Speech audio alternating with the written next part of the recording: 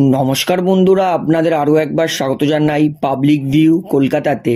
বন্ধুরা, কে best forward, মোহনবাগানের ডিমিট্রিয়স Petratos নাকি ইস্টবেঙ্গল দলের ডিমিট্রিয়স ডিয়ামান্টকস? কে বেস্ট ফুটবলার সেটা জানানোর জন্য আপনাদেরকে দুই প্লেয়ারের লাস্ট সিজন পারফরমেন্স, আইএসএল এদের রেকর্ড কেমন, ওভারঅল এরা কটা ম্যাচে কটা গোল করেছে, কটা অ্যাসিস্ট করেছে, হাইয়েস্ট মার্কেট ভ্যালু কত ছিল এবং নিজের ক্লাবের জন্য ও নিজের জন্য কি কি পুরস্কার পেয়েছে, সমস্তটা কিন্তু বিচার বিবেচনা করে আপনাদেরকে দুই ডিমিট্রিয়সের মধ্যে কে সেরা, মোহনবাগানের না ইস্টবেঙ্গলের, সেটাই আপনাদেরকে জানাবো। তাই অনুরোধ করে রাখছি ভিডিওটা শেষ পর্যন্ত দেখবেন এবং যারা চ্যানেলে নতুন আছেন সবাইকে একটা অনুরোধ করে রাখবো, যেহেতু এখানে আপনারা খেলার সমস্ত রকম আপডেটস পেয়ে যাবেন, তাই অবশ্যই চ্যানেলটিকে সাবস্ক্রাইব করে বেল আইকন প্রেস করে অল করে রাখবেন। তাহলে বন্ধুরা, সবার প্রথমে বলে রাখি, আমি কিন্তু কোনো খেলোয়াড়কে ছোট অথবা বড় করার উদ্দেশ্যে এই ভিডিওটা বানাচ্ছি না। আমি খালি দুই প্লেয়ারের লাস্ট রেকর্ড কি, এরা কেমন প্লেয়ার ছিল আগে, সেটাই আপনাদেরকে ডিটেলসে জানাবো। তার মানে কিন্তু একদমই এটা নয় যে দুজন খারাপ প্লেয়ার, দুজনেই কিন্তু সেরা প্লেয়ার নিজের জায়গায়। শুধু আমি আপনাদেরকে স্ট্যাটস অনুযায়ী বিচার বিবেচনা করে দেখাচ্ছি যে কার রেকর্ড বেশি ভালো। তো সবার প্রথমে চলুন শুরু করি। সবার প্রথমে ইস্ট বেঙ্গলের ডিমিট্রিয়স ডিয়ামান্টকসকে দিয়ে শুরু করি। ডিয়ামান্টকস, তার বর্তমান বয়স 31, উচ্চতা 6 ফুট। ইনি একজন গ্রিস ন্যাশনালিটির player, out and out striker এবং প্লেয়ারটির বর্তমান মার্কেট ভ্যালু হচ্ছে 5,60,00,000 টাকা এবং এই প্লেয়ারটার এক সময় হাইয়েস্ট মার্কেট ভ্যালু ছিল 12 কোটি টাকা। তো এবারে বলি মোহনবাগানের ডিমিট্রি পেট্রাটসের ওপর। তো ডিমিট্রি পেট্রাটস, তারও বয়স 31, উচ্চতা 5 ফুট 9 ইঞ্চি। ইনি অস্ট্রেলিয়ান ন্যাশনালিটির প্লেয়ার। ইনি মূলত সেকেন্ড স্ট্রাইকার এবং অ্যাটাকিং মিডফিল্ডের পজিশনে খেলে। হাইয়েস্ট মার্কেট ভ্যালু ছিল 8 কোটি টাকা এবং কারেন্ট মার্কেট ভ্যালু 7,20,00,000 টাকা। অর্থাৎ ডিমি পেট্রাটস তিনি কিন্তু প্রায় সারা জীবনই একই লেভেলে ফুটবল খেলেছেন। তো বন্ধুরা, এইবারে আপনাদেরকে বলি দুই প্লেয়ারের টোটাল ম্যাচেস কত, কে কটা গোল করেছে, অ্যাসিস্ট করেছে। সবার প্রথমে ইস্ট বেঙ্গলের ডিয়ামান্টকসের ওপরে আসি। ডিয়ামান্টকস তিনি তার টোটাল ক্লাব ফুটবল কেরিয়ারে ম্যাচ খেলেছেন 261টা, 261। তার মধ্যে ডিয়ামান্টকস তিনি গোলস করেছেন 81 মানে 81টা এবং অ্যাসিস্ট করেছেন 30 মানে 30টা। উল্টো দিকে মোহনবাগানের পেট্রাটস তিনি টোটাল ক্লাব কেরিয়ারে ম্যাচ খেলেছেন 375 অর্থাৎ 375টা। তার মধ্যে গোলস করেছেন 89 অর্থাৎ এবং অ্যাসিস্ট করেছেন 76 অর্থাৎ 76টা অ্যাসিস্ট করেছেন। এটা হচ্ছে দুই প্লেয়ারের ওভারঅল পুরো সারা জীবনের club career stats.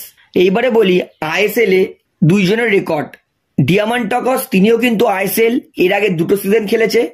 Dimi Petratos তিনিও কিন্তু এর আগে আইএসএল 2টো সিজন খেলেছে। 2টো সিজনে টোটাল ডিয়ামান্টকস আইএসএল এর ম্যাচ খেলেছে 38টা। সেই 38টা ম্যাচে ডিয়ামান্টকস 23টা গোল করেছে, যেটা চমৎকার রেকর্ড। 38টা ম্যাচে 23টা গোল মানে দারুণ খেলেছে তিনি আইএসএল এ।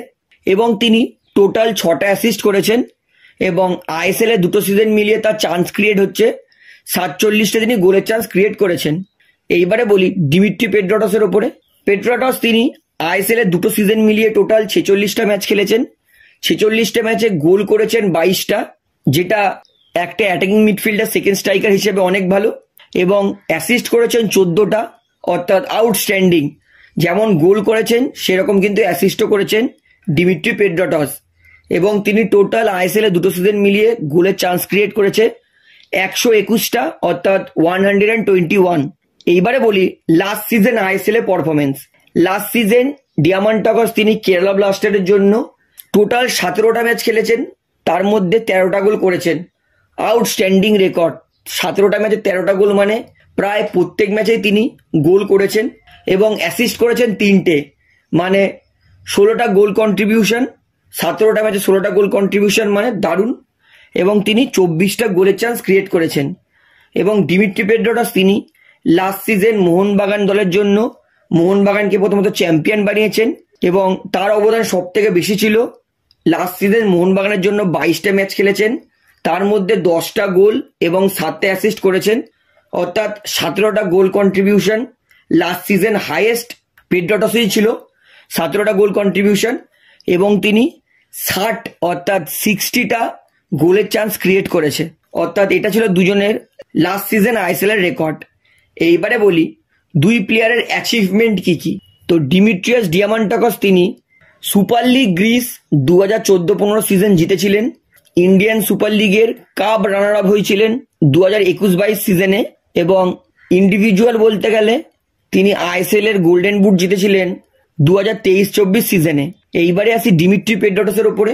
ডিমিট্রি পেড্রোটস তিনি এ লিগ প্রিমিয়ারশিপ জিতেছিলেন, মানে এ লিগ জিতেছিলেন 2013-14 সিজনে, এ লিগ চ্যাম্পিয়নশিপ জিতেছিলেন 2013-14 সিজনে, আইএসএল এর লিগ শিল্ড জিতেছিলেন 2023-24 সিজনে, আইএসএল এর কাপ রানার আপ হয়েছিলেন 2023-24 সিজনে, আইএসএল কাপ উইনার হয়েছিলেন 2022-23 সিজনে এবং ডুরান্ড কাপ জিতেছেন 2023 সালে।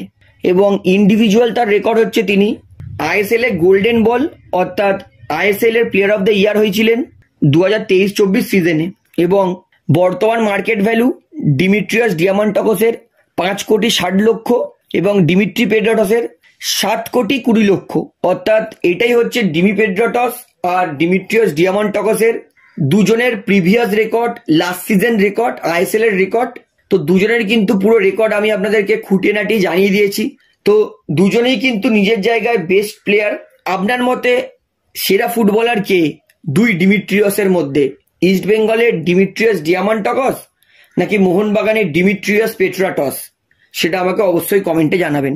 এবং আমি এই দুই প্লেয়ারকেই আগামী সিজন আইএসএল এ নিজের দলের জন্য বেস্ট অফ লাক জানাবো, যাতে এই দুই প্লেয়ারই আইএসএল এর আগামী সিজন নিজের দলের জন্য সেরা পারফরমেন্সটা দেয়, নিজের দলের জন্য হাইয়েস্ট গোল হাইয়েস্ট অ্যাসিস্ট করে এবং নিজের দলকে চ্যাম্পিয়ন বানায়।